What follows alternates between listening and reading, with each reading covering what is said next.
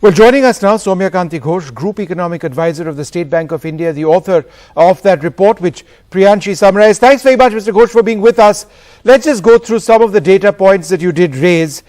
Annual per capita income to go up 7 times from 2 lakhs now to 14.9 lakhs in the financial year 2047. But my question is this, with a standard rate of inflation of, let's say, 5%, what would the actual gain be? Wouldn't there be a real concern that the value of the rupee, as we look at it from today's perspective, will not be the same in 2047? Can you just unmute yourself?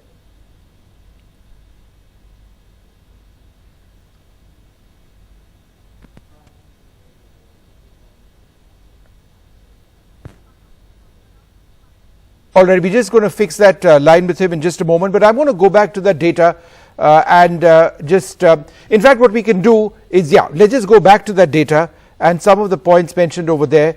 In the financial year 2023, it's 2 lakh rupees, right? That's the annual per capita income.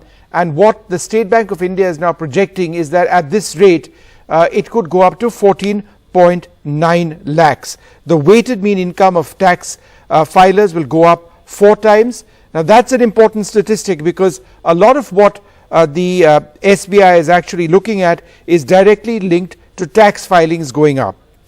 Let's go back to Soumya Kanti Ghosh. My question was this, it's a basic question. The value of the rupee today and the value of the rupee in 2047, Mr. Ghosh, will be different. So therefore, when we are projecting to 2047 and saying that annual per capita income will go up 7 times, what is the real number that it will go up to considering inflation?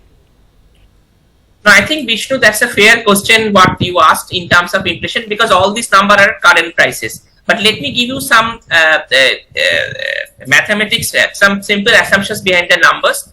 All these numbers are actually based on current growth rate and current inflation. So what we are doing is that till 2047, we are assuming that the nominal GDP growth rate is around 11%. And if you look into India's growth in dollar terms, that has been generally for the last 2 decades at around 8.5 to 9%.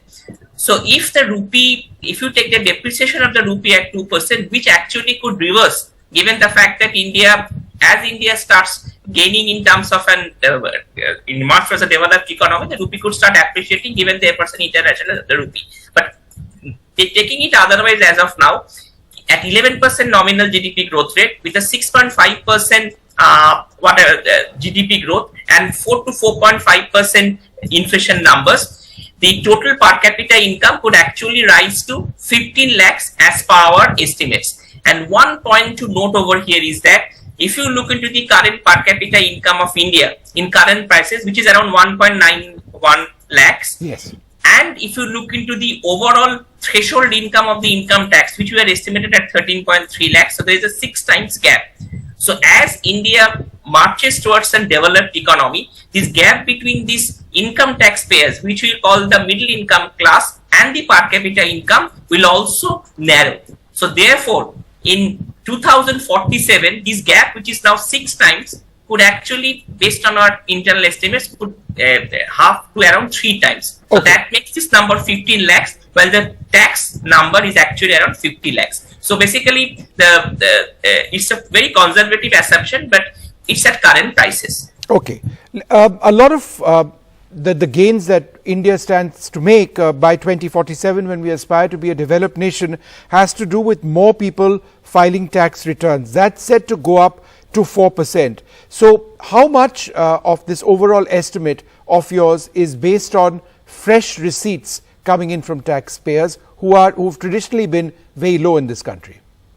See, I think if you look into I think there is a tax data, if you look into it very carefully, we always talk about that the only 5% of the Indian population pays taxes, but I'll give you a very simple estimates. The overall labor force data as per the World Bank is around 530 million.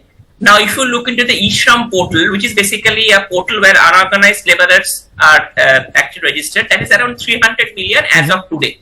So if I deduct the 300 million from 530 million, total number of formalized labor force should come around 230 million.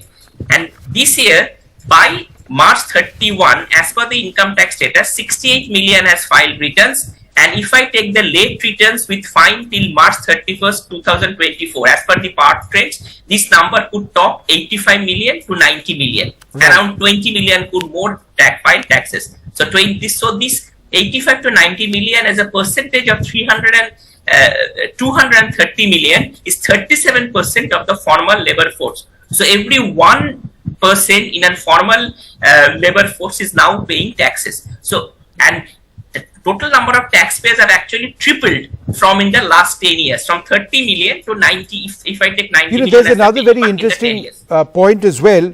The workforce with a taxable base will increase by 80%, from 59% of the workforce now to 78% of the workforce. So in other words, the overall money coming into people, what they earn, will grow up. This is a sign, and it's linked, and you make that link as well, of IT filers leaving a lower income strata. So India is getting richer, is the point that you're mentioning. That's a fact, because 13 point, and this is exactly the data which is there on the income tax website. 13.6% of the tax filers have moved from zero tax liability to the upper income tax bracket, which could be anything beyond 5 lakhs and so in the last 10 years. And we are very conservatively assuming that this number could actually swell to 25 lakhs. And if we take the weighted mean income of all income tax filers, this 6.8 crores, that number, which was 4.4 lakhs 10 years back, today this number is at 13 lakhs. So an average middle income person in India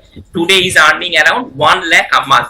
So in 2047, we are assuming that this number could actually jump to around 4 lakhs per month, which is basically 47 or 48 lakhs. So the numbers which are built into this model are conservative, and that is based on the current trends, with a 6.5% growth rate, 4.5% inflation. But how would we compare in 2047 with other countries which are also doing well? I ask this because if our goal is to be a developed nation, what is the number or the statistic or the per capita income that we are chasing? I think there is various definitions of an developed economy. I think currently the number which is quoted for being in the per capita developed economy is around this level. I think $12,500 or $13,000 if I assume it correctly. But the point which you are raising is that in the future this number could actually go up. The only point which I would like to make, Vishnu, over here is that I think we are assuming some type of a linear depreciation of the rupee for the next 25 years, which is unlikely to be the case, because as the economy strengthens, as the economy grows in size, the rupee could actually also start appreciating. So the value of the rupee, which you are assuming that it could be at 115 to 120 by the year 2047, could be very well lower than that. And every 1% appreciation in the rupee value will actually add to a higher per capita income also in dollar terms. Therefore, from that point of view, I think it is possible that India could attain the developed economy tag earlier than what is getting projected if we get our numbers and maths correct. Because so before 2047, that is interesting if that prediction does become clear. Thanks very much, Mr. Ghosh. Fascinating report.